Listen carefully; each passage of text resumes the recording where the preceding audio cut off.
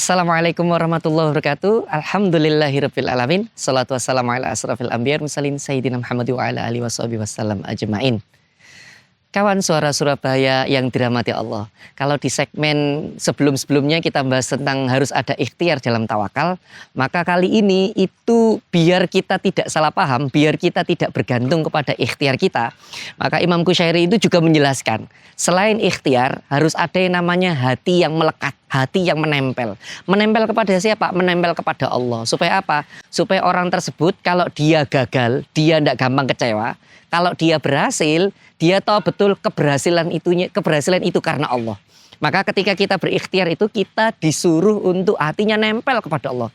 Jangan sampai ketika kita berbuat sesuatu itu kita merasa kesuksesan atau keberhasilan itu karena andil kita. Padahal sukses atau berhasilnya itu karena rahmatnya Allah. Makanya kalau di dalam Al-Quran itu fa'idha azamta fatawakal Allah.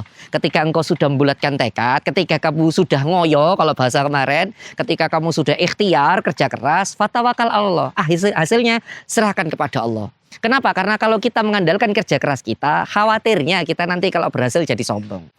Nah, itu sebabnya saya selalu ngasih contoh, ada orang ketika dia sakit, mindset kita kalau sakit itu kita sembuhnya karena obat. Padahal sembuh iya, salah satunya lewat obat, tapi yang memberikan kesembuhan adalah Allah.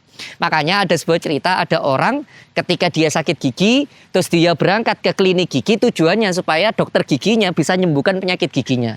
Ketika dia berangkat ke klinik gigi, di depan kliniknya ada tulisan, mohon maaf, dokter gigi sedang libur karena dokter gigi sedang sakit gigi. Bayangkan, dia sendiri tuh pengen giginya sembuh, ternyata dokternya juga sakit gigi. Kenapa? Ya karena dia salah menempelkan hatinya untuk kesembuhan.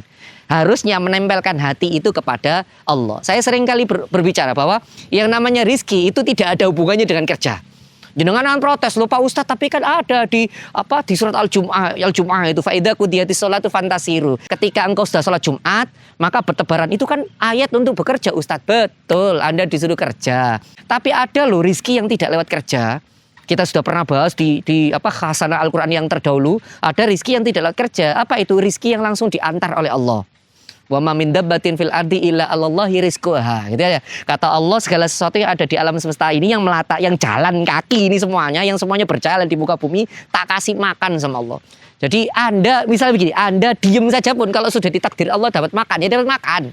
Supaya apa? Supaya Anda itu hatinya nempelnya cuma sama Allah, bukan sama pekerjaan, bukan sama gaji.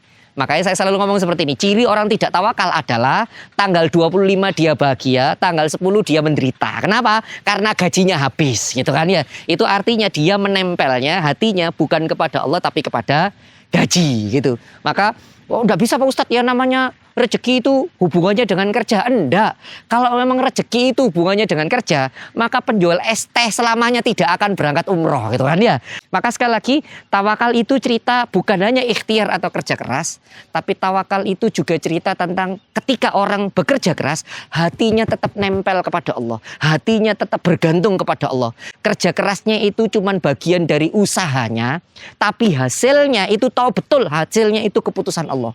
Maka yang namanya tawakal itu fisiknya usaha, hatinya pasrah. Saya ulangi, yang namanya tawakal itu fisiknya usaha, hatinya pasrah. Karena dengan kepasrahannya ini justru yang membuat dia semakin dicintai Allah.